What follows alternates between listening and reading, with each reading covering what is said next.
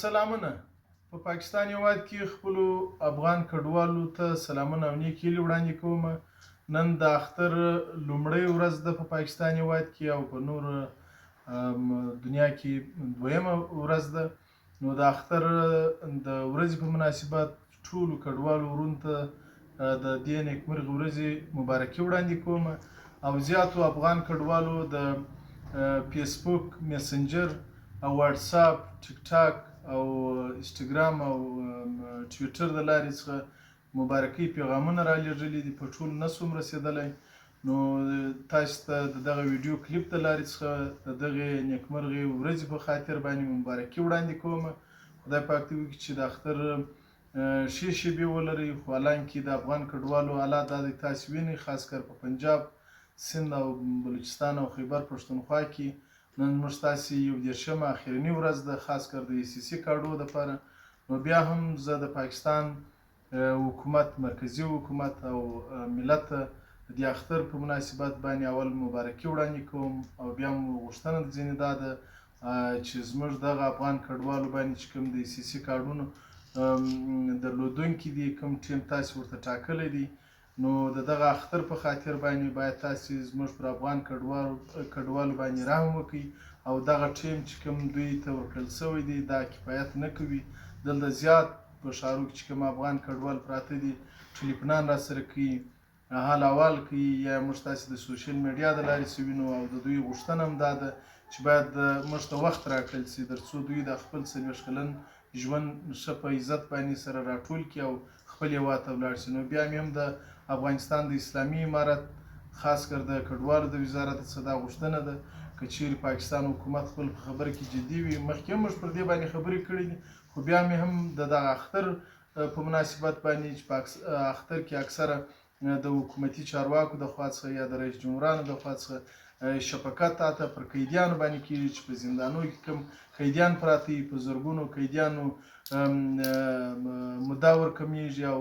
ځینې د زندانو څخه ازادیږي د شفقت په خاطر باندې. نو په کار دا ده چې دواړو حکومتونه دغه زموږ پر افغان کډوالو باندې د دې اختر په مناسبت باندې شفقت وکړي او کوم افغان کډوال چې وطن ته دننه ځي باید هغو ته د سرپناه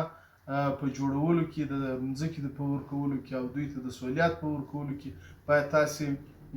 دغه مرسته ورسره وکړي او دغه خبرې چې کوم کېږي هغه باید په عملي توګه سرته ورسول شي. چې کوم دوی سره د ښارګوټو وعدې کېږي او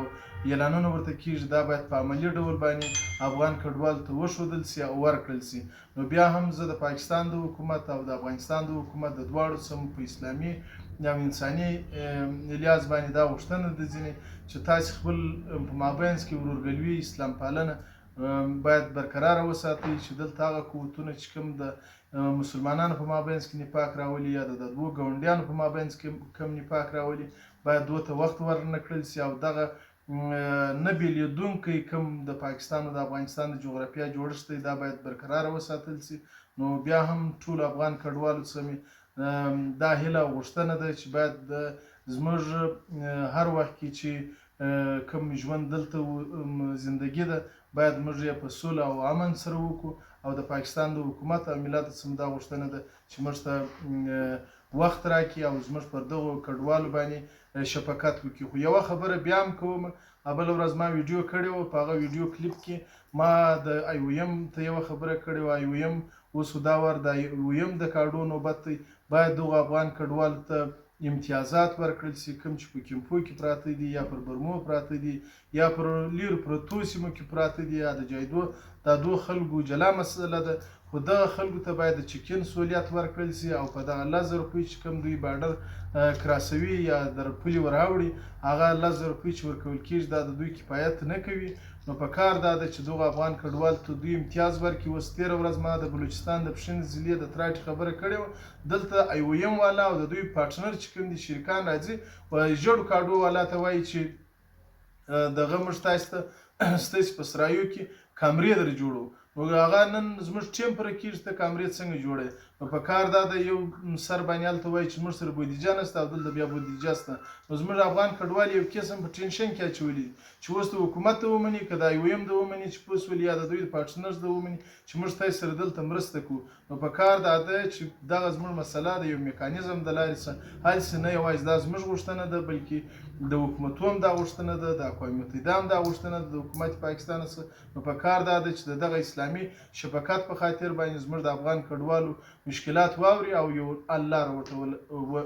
وټاکي او ورته ویې لټوي. مننه.